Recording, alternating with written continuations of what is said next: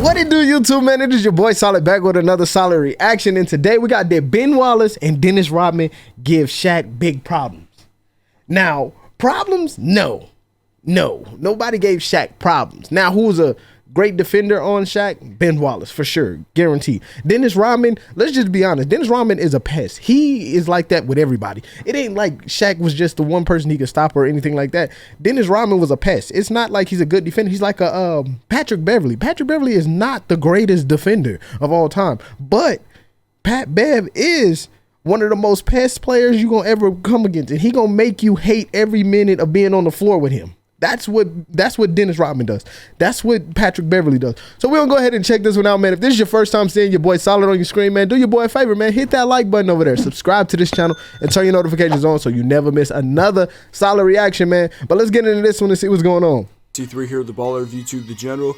Welcome to Topic Tackle. My take for today is on if Ben Wallace and Dennis Rodman really gave Shaq big problems in their matchups against him. This video is going to show you that I read the comments because it is entirely inspired by all the comments on my video about the one player that Shaq couldn't intimidate. Shaq is huge, bro. He reminds me of Zion Williamson, just part two. Other past ones. Like real talk. Keep it up by giving this video a thumbs up and continue to leave your feedback in the comments down below. I'm anticipating many passionate responses down there on this one, so let's get this started. With comments continuing to come in on my video about the one player that Shaq couldn't intimidate, I noticed a pattern of two names that many of you thought I left out. The mentions of these names can be found right away when you scroll down into the comments, and they have a lot of discussion surrounding them. A lot of you thought that Shaq couldn't intimidate and was even dominated by Ben Wallace and Dennis Rodman. So I decided to do the research for myself and present what I find, either supporting or denying these claims. First, I want to say in that video I did about Shaq, I was only relaying what he specifically said about the one player he couldn't intimidate, being Hakeem Olajuwon. And I also want to make it clear that today I won't say Shaq couldn't intimidate Rodman or Wallace. Y'all want one of them jumpsuits, bro. Admitted to that. So I'm simply looking into if these opponents gave him big problems in head-to-head matchups. Let's start with Rodman, in which Shaq has a 3-9 career regular season record against and an 0-4 playoff record against. See, but you can't do that. No. Rewind that. You can't do that. Look, let me explain why you can't use the team records. The reason why you can't use the team records is because basketball is a team sport. This doesn't show me that Shaq didn't, that Shaq didn't get shut down. That's not what, because Penny could have went off. Kobe could have went off. And they won the game. So you get what I'm saying? Like, you can't use these type of stats and say, yo, this is why I don't believe Dennis Rodman gave Shaq problems, because they won these many games. No. Baby, hold on, let me shut up. Maybe he got some more stuff. As the head-to-head win-loss goes, not looking good for O'Neal, considered the most dominant big in history by many. Rodman gets praised for his 96 playoff performance against Shaq, specifically Game 3, in which he held him to 42.1% field goal shooting and 17 points. Shaq's turnovers also went up against Rodman too. Even with severe height and weight disadvantages, a 6'7", 218-pound Rodman. That was my fault.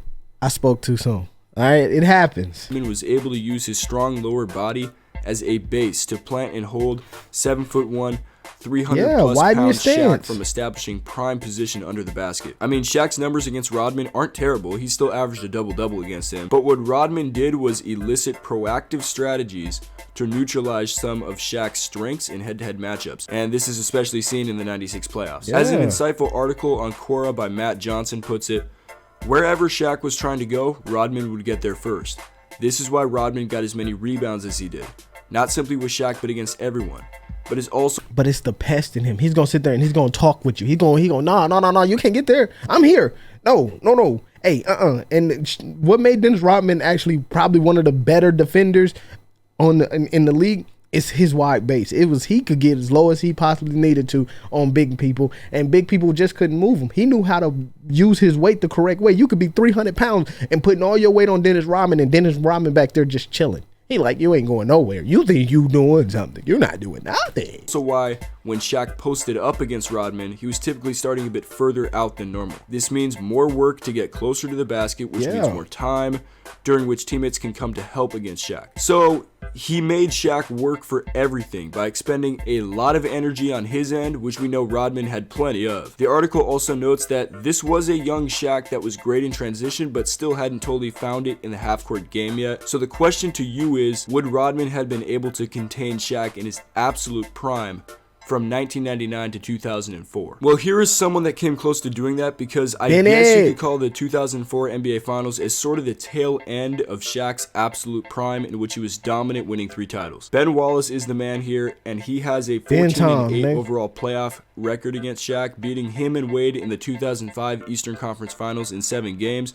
And most notably taking down Shaq and Kobe by committee in the 2004 NBA Finals in 5 games. Again, if we look just at the stats, we could say, yeah, okay, Ben Wallace was key in holding Shaq to 14 points in Game 3, but still couldn't stop him from scoring 36, 34, 29, and 20 in the other games. So again, we have to analyze what he really did to throw Shaq off his game. Wallace was involved in many plays down low and had very active hands in the passing lanes. Even when he wasn't one-on-one with Shaq in the post, he made it difficult for the Lakers guards to get it down low. When Shaq received the ball, Big Ben was right there swatting at it, either knocking it away or making it harder for Shaq to catch and operate because of his physicality. The main parallel between the way both Rodman and Wallace played Shaq was their energy and physicality, an unwillingness to let him do what and that's what it takes, bro. That is exactly what it takes.